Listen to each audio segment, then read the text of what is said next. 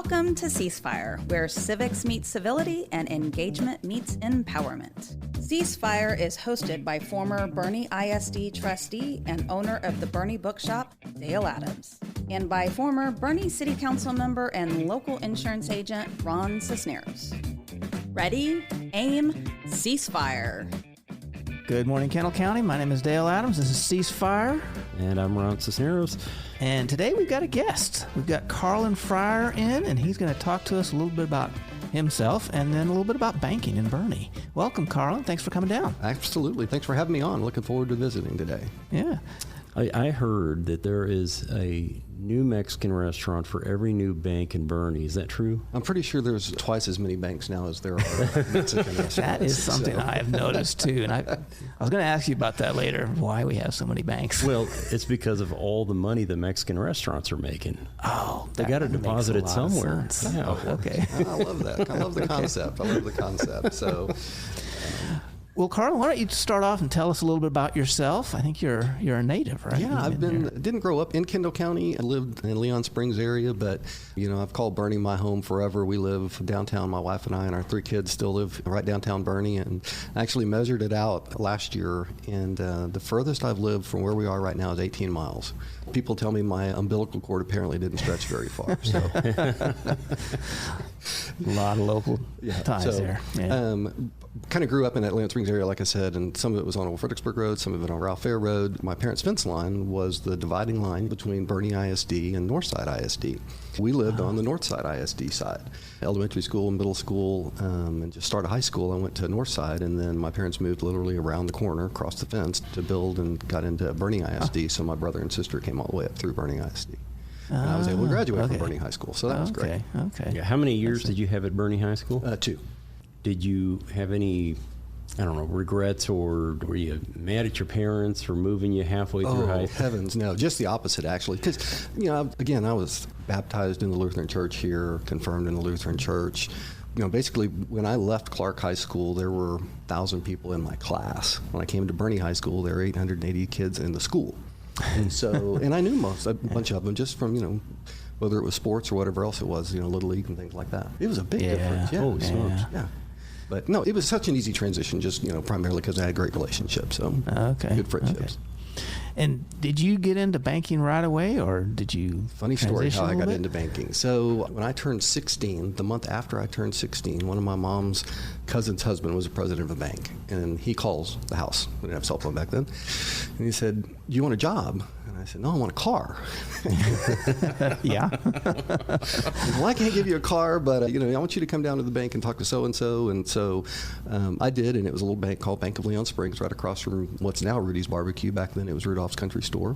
So I talked to who he told me to talk to the next day and started the next day. Literally, that was my entree into banking. I was a sophomore in high school, so I worked after school every day and then Saturdays, and graduated high school and went to UTSA.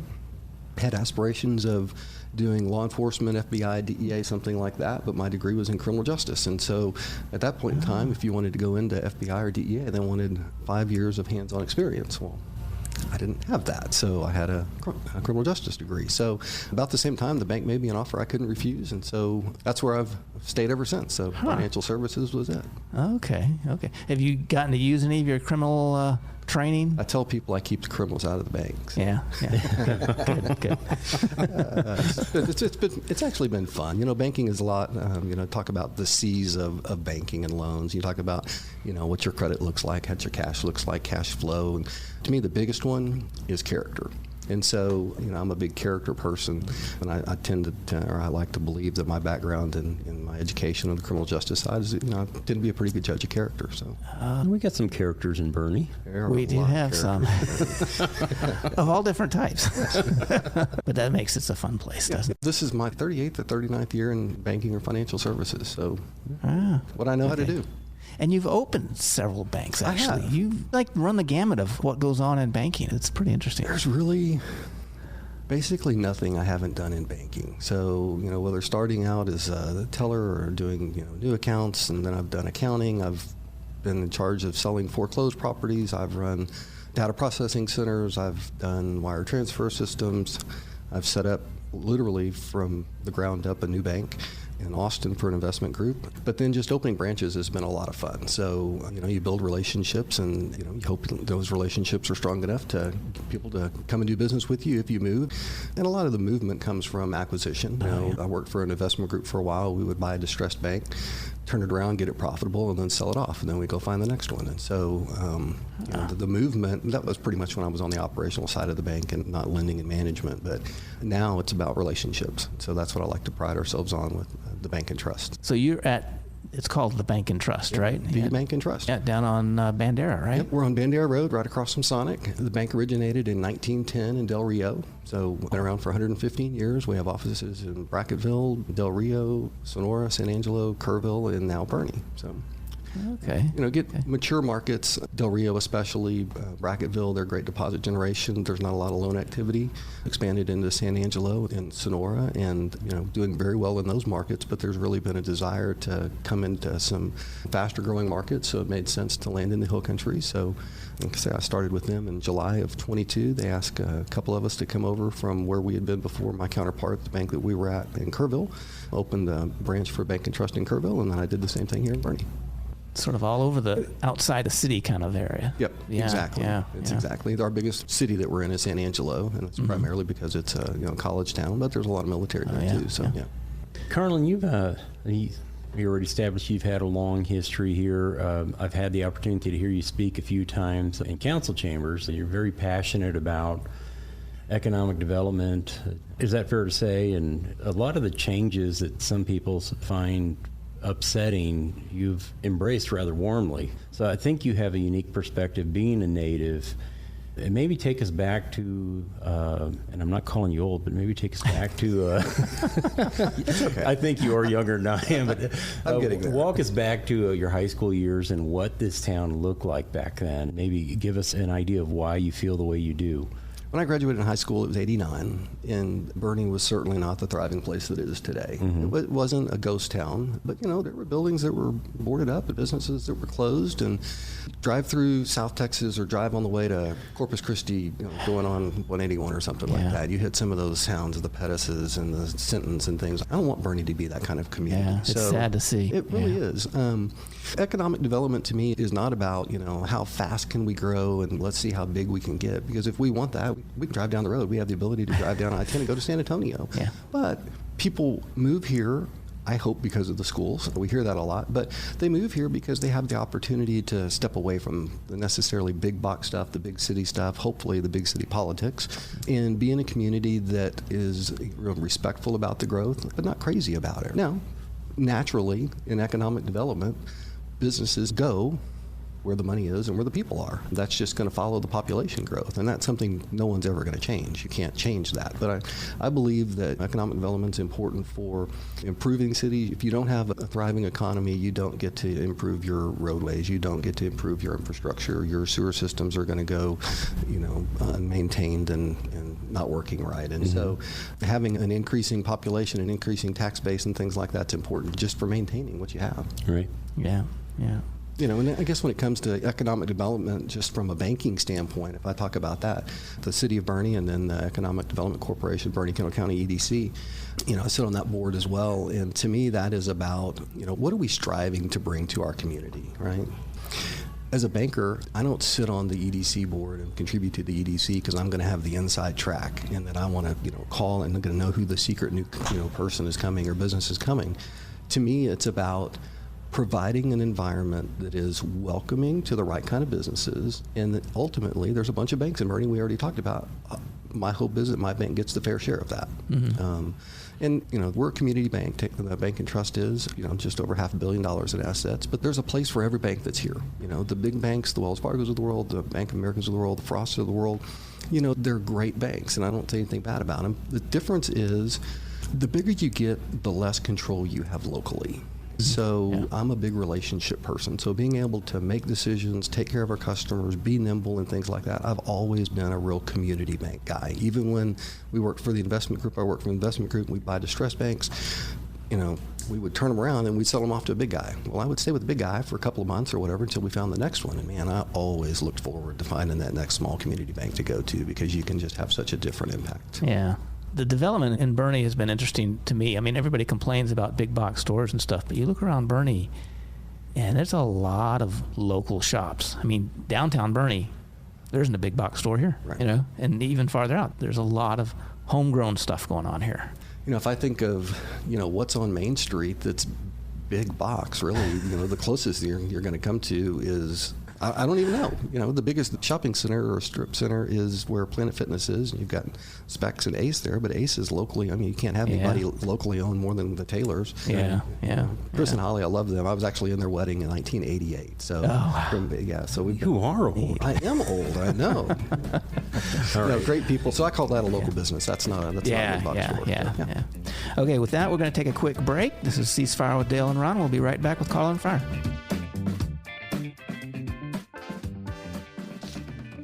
Boerne has its own bookshop. In fact, it's called the Boerne Bookshop. Hi, I'm Dale Adams, inviting you to get lost. Get lost in a good book in our relaxed and casual atmosphere. We have a wide and eclectic selection in the Boerne Bookshop. We pride ourselves on finding what you are looking for. We do author meet and greets, host writing workshops, and can connect you with a good book club. And your young ones will absolutely love our kids section at the Boerne Bookshop. And while we want you to get lost, we're easy to find, as we're in the heart of Boerne at the back of the Richter Tavern building. We are the Boerne Bookshop.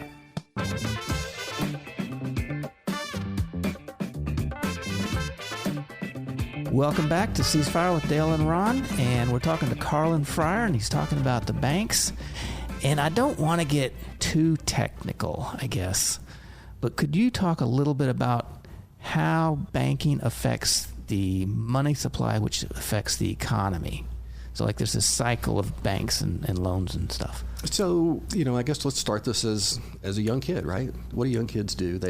Parents go in and open savings accounts typically. And so there's a deposit that's generated. Hopefully the parents already have accounts. If they don't, you build a new relationship and you build deposits in a bank. And I kind of alluded to this a little bit earlier in some of our mature markets at the Bank and Trust. You know, Del Rio, tremendous amount of deposits, not as much loan activity or loan demand and things. So we have the opportunity in a place like Boerne to generate deposits, which is great, but we also have the ability to then take those deposits and loan that money out. And there's a regulation in banking called CRA, and it's known as the Community Reinvestment Act. And so banks are judged or rated based on our ability to service the needs of the communities in which we serve. And so we want to make loans in our community. We want to be involved. We want to educate our community about finances. But, you know, it really is that cycle. We go out and we gather deposits, and then we identify loan opportunities. And lenders, the job of a lender is to identify an opportunity and then find the risks. What's the risk of that loan not being paid back? And then you mitigate that risk. You make sure you have enough collateral. You make sure that the person that's borrowing has the ability to pay that back with cash flow. You make them put enough down, what their capital contribution is. So that's kind of that cycle. And as they pay those loans down, you're looking for additional loans to make, and hopefully your deposit base is continuing to increase and allow you to continue growing. Yeah. So a community, like some of these dying communities that we talked about earlier, if they don't have a bank, that's pretty disruptive. I mean, how do the people that do have money in that community contribute to a bank that can make loans within that community? It's tough. Yeah.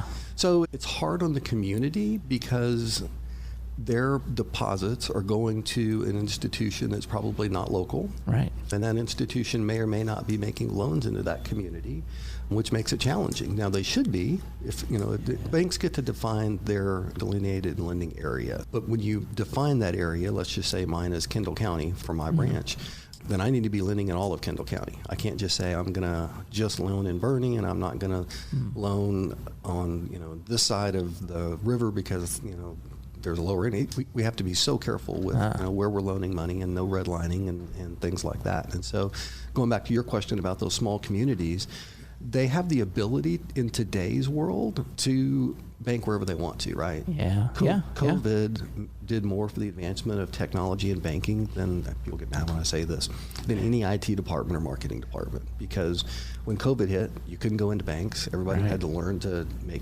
deposits by, their phones or whatever they were doing, or they could go to the drive-thru, but they couldn't walk in. But now what COVID did was, it used to be community banks, online banking, and mobile app, phone platforms weren't as sophisticated as the larger banks. COVID made all of that equal because every bank had to step up and get their online platforms to be perfect, right? And so now, people don't have to go into a bank. I personally love going in and love when people do come in because it's an opportunity to expand a relationship or develop a new relationship. So. Yeah. But those people in those small communities can still have their checking account, have their savings account. They can do everything online or by their phone, but the lending part is where that gets more challenging for them. Right. Yeah. Carlin, you were talking about redlining. That's a concept that's always fascinated me. In your position, it's got to be difficult in some geographical areas where, and maybe even in Kendall County, where there's one region of the county that's really prosperous and another that isn't as much. How do you balance that? Well, number one, you can't discriminate on that, period. Number two, in Kendall County, fortunately, there are no what's known as, there's census tracts. There are no low or moderate income census tracts. Everything is moderate or high. So you really, unless you go and make a circle around where there's a low income area, that'd be the only way that you could do it because it's really, from a regulatory standpoint, they look at it based on census tracts. Okay. So now you take a San Antonio that has tons of census tracts. Banks can get in serious trouble down there if they aren't providing loans in certain areas. So, But would a bank let's say a bank branch on the north side of San Antonio have that obligation to loan money on the south side? Not necessarily an obligation, but banks will actually put branches in low and moderate income census tracts to help with their CRA ratings, those Community Reinvestment Act ratings. So they want to service those areas. Those areas still need a place to cash their check or make their deposits and things like that. Yeah. But you just have to be very careful on the lending side. Yeah. Okay. No discrimination. So yeah, there's a lot of regulations in the banking industry, I gather.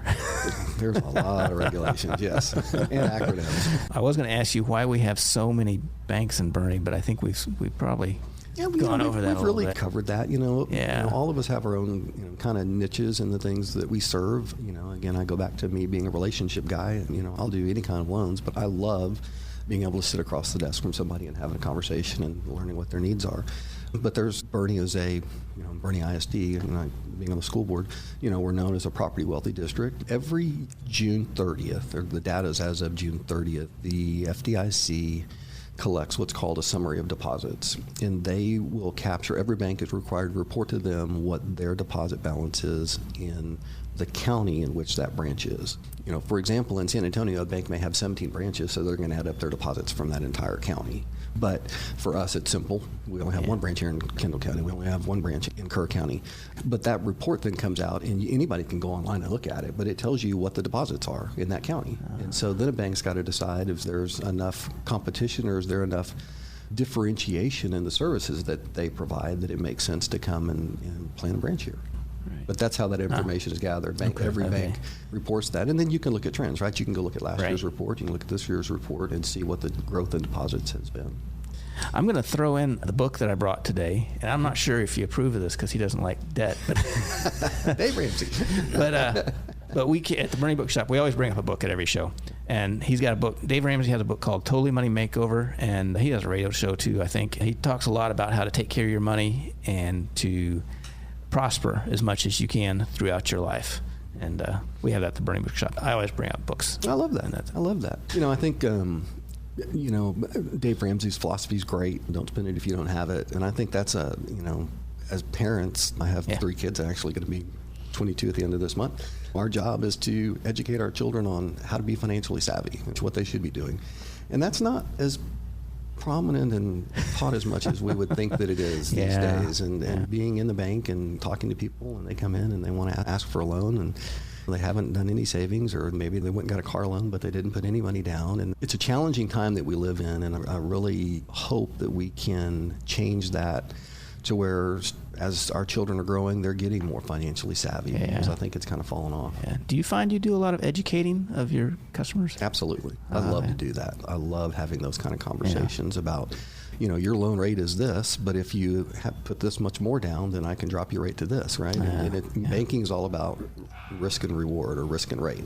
The lower the risk, the lower the rate can be. So helping educate because it's not just about let's call it a $10,000 car loan. I've got an old car, but when you go to buy your first house, same thing. The less money you put down, the higher your rate.